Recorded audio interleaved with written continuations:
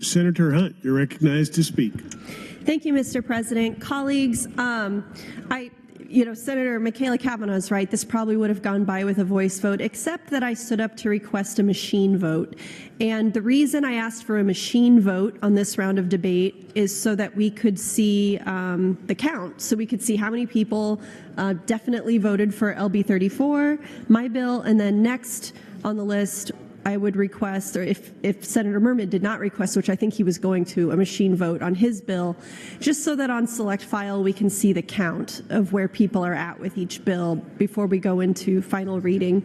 I think this is one of, I would not prevent anybody from sharing their opinion on the mic if you'd like to speak, but I think that these issues, if we would like Nebraska to have the opportunity to go to daylight savings time, if other states around us adopt it, and if there's an act of Congress, or if we'd like to go to standard time if other states around us adopt it. These are conversations that we've been having for years in the legislature, and I don't know if the solution's going to be not solution, but I don't know if the outcome is going to be decided through floor debate. So I support moving both of our bills through select file so we can continue to have conversations and then perhaps have the final debate on final reading.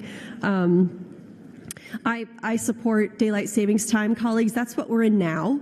When we changed our clocks on Sunday, on Monday, we were blessed with the beautiful warm weather. Most of us left the legislature here, not me, but most of us left and saw the beautiful sun outside, and we got to go home, and the day wasn't over. We got to maybe play catch with our kids or do some lawn work, or my neighbor was cleaning his car. And this is the time of year that we are in daylight saving time, and we can finally enjoy some daylight after work. So my bill would move Nebraska to daylight saving time if an act of Congress confirmed that we were able to do that, which it sounds like that is possible this year for that to have happened, and if other states around us also adopted it. So I've been happy to have conversations on the floor this morning with people just sort of clarifying again what LB34 does. My intention was to just have a machine vote on this so we can simply get a count on my bill and on Senator Merman's bill, and I'm happy to answer any other questions. Thank you, Mr. President.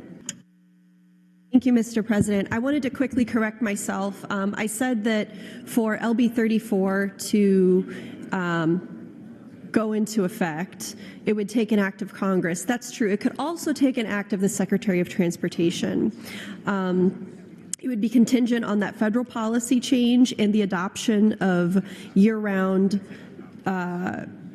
daylight saving time by 3 adjacent states. Currently, Colorado and Wyoming have adopted this. For those of you in western Nebraska, Colorado and Wyoming, they're with what I'm doing. After we had the time change on Sunday, I can't tell you how much my mood is lifted. I think that wintertime is the most depressing thing in the world, and I think it would be really hard to have that year-round. So maybe take no action. Maybe you like changing the clock twice a year. I don't like it dark after work. That's why I brought LB34. And I'll just remind you all that Colorado and Wyoming have already passed this. Thank you, Mr. President. All unexcused members are present. The vote was underway. Senator Hunt, will you accept call-ins? Yes. Senator Duncan voting yes.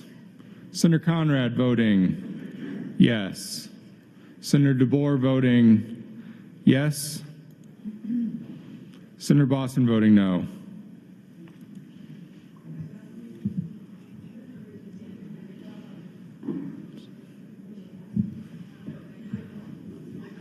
Senator Ibaugh voting yes. Senator Dover voting no. Senator Juarez voting yes.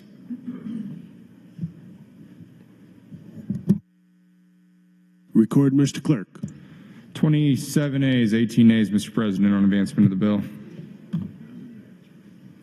The bill does advance.